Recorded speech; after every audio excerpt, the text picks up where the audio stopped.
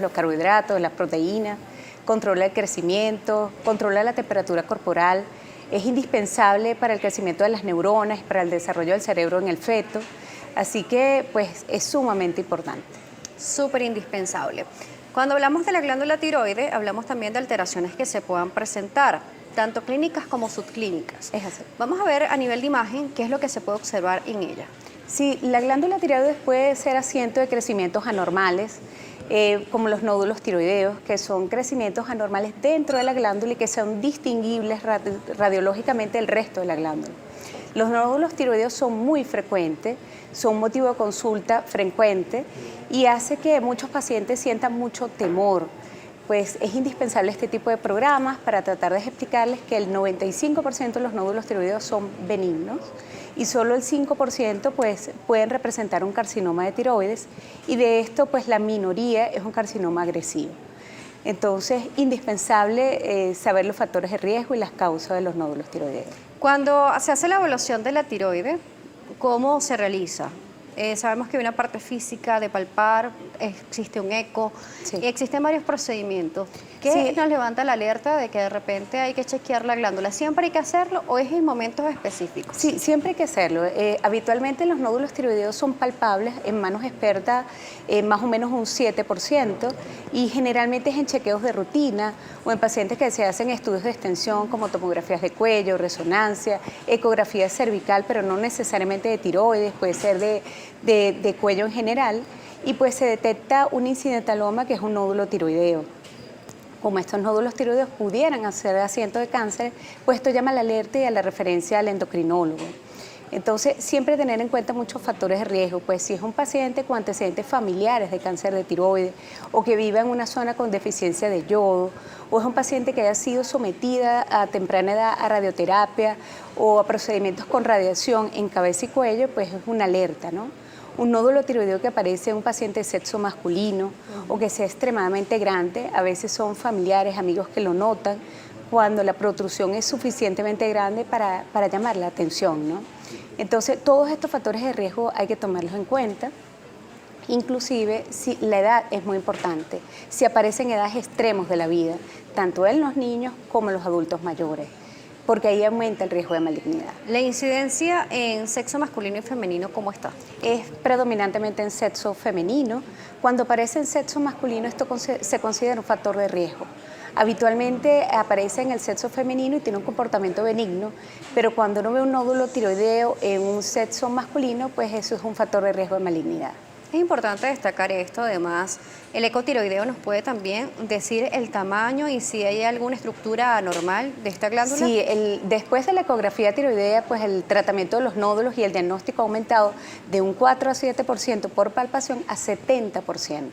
Es una herramienta que tenemos a la mano, que la tenemos en el consultorio, inclusive hay aplicaciones con iPad que uno puede tener dentro del consultorio y hacer la ecografía de primera instancia, pero sin sustituir el interrogatorio clínico y la palpación de la glándula. El tamaño de la glándula tiroidea tiene que ver con el tamaño también de la persona.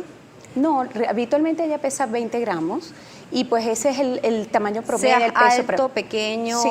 Sí, lo que sí podemos ver crecimientos de la tiroides pues en etapas como el embarazo, en la adolescencia, que son normales, que son parte de la maduración que puede ocurrir en esa etapa y los cambios hormonales propios de esas etapas. Pero habitualmente pues no pasa de 20 gramos, no mide más de 3 centímetros. Si mide menos de 3 centímetros y no tiene ninguna manifestación. No, si cumple su función normal, no hay ningún importa problema. que sea más pequeña. Pudiéramos ver glándulas un poco hipotróficas en el hipotiroidismo. Eso es característico y pudiéramos verla inclusive a la ecografía.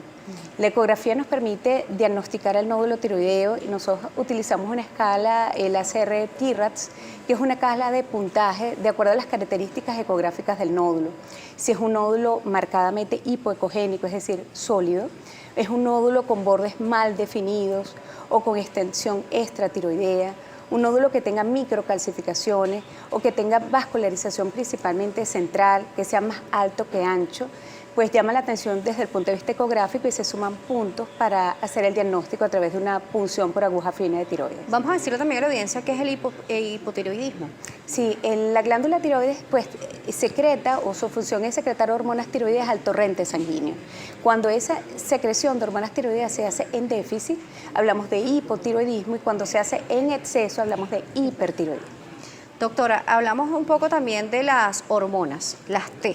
¿Qué función cumple? Nos dice que nos regula todo el organismo. Así es. Pero específicamente vamos a ver qué hace cada hormona. Si en un perfil tiroideo podemos observar que hay una alteración e incluso poder estar en la presencia de estos nódulos. Sí, yo pudiera tener un cáncer de tiroides con hormonas tiroideas normales. Okay. Y eso es importante tenerlo en cuenta porque el paciente habitualmente, o antes se pensaba, que si tú tenías un nódulo tiroideo y podías ir a consulta y te indicaban levotiroxina, el paciente podía desaparecer el nódulo tiroideo, pero sabemos que esto no es real.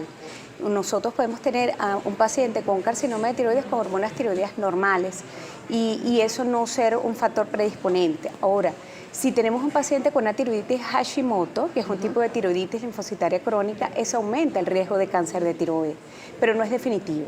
Pues la tiroides hay que observarla, esos nódulos hay que seguirlos, y solo cuando acumula el puntaje necesario para hacer nódulos de sospecha, pues se le hace la punción por aguja fina.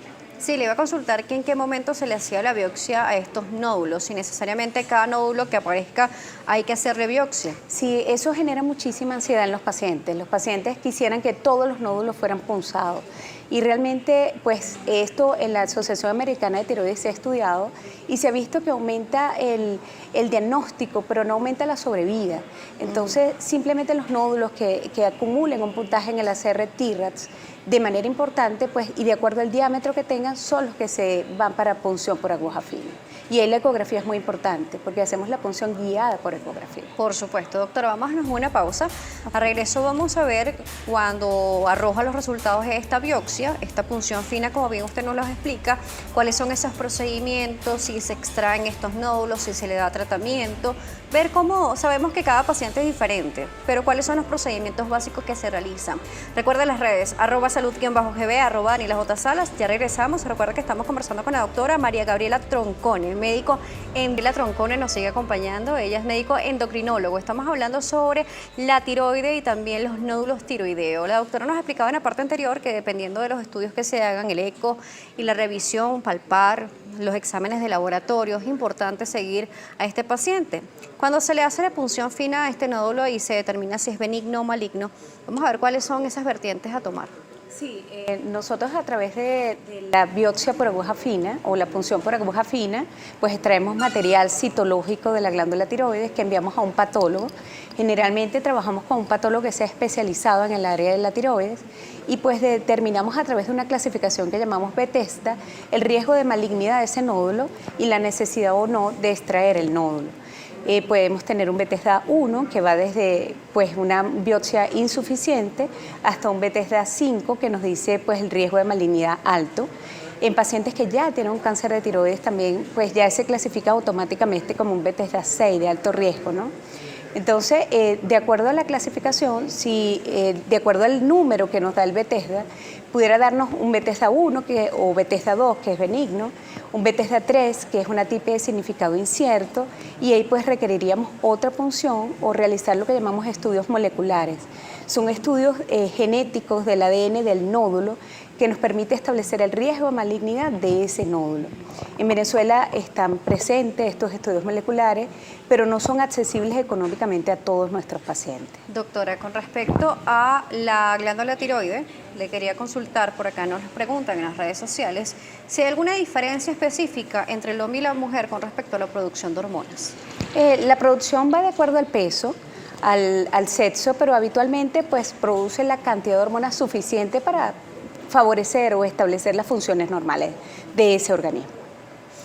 También nos están preguntando si un paciente puede vivir realmente sin la glándula tiroide. Sí, se recibe tratamiento sustitutivo con hormona tiroidea, probablemente para toda la vida. Con respecto a la glándula tiroide, nos estaban consultando también por acá, por las redes sociales, ¿Qué cuidado se debe tener para un paciente que tenga la tiroides sana para evitar complicaciones a futuro, si realmente existe algún tipo de prevención? La prevención primaria es indispensable en pacientes que tienen familiares en primer grado. Es decir, si mi mamá es portadora de un cáncer de tiroides o mi papá, pues sería importante que ese paciente asistiera a una consulta de chequeo y pues si el médico considera realizarlo, evaluarlo y tiene que seguirlo muy de cerca. Si ese paciente pues tenía una variedad llamada cáncer de tiroides, pues debe removerse la tiroides y debe recibir tratamiento sustitutivo para el resto de su vida. El líder Ramos nos dice, un amigo recientemente se le extirpó completamente la tiroides. ¿Qué cuidados ahora debe tener? ¿Cuáles son los efectos que ahora no le va a producir la tiroides?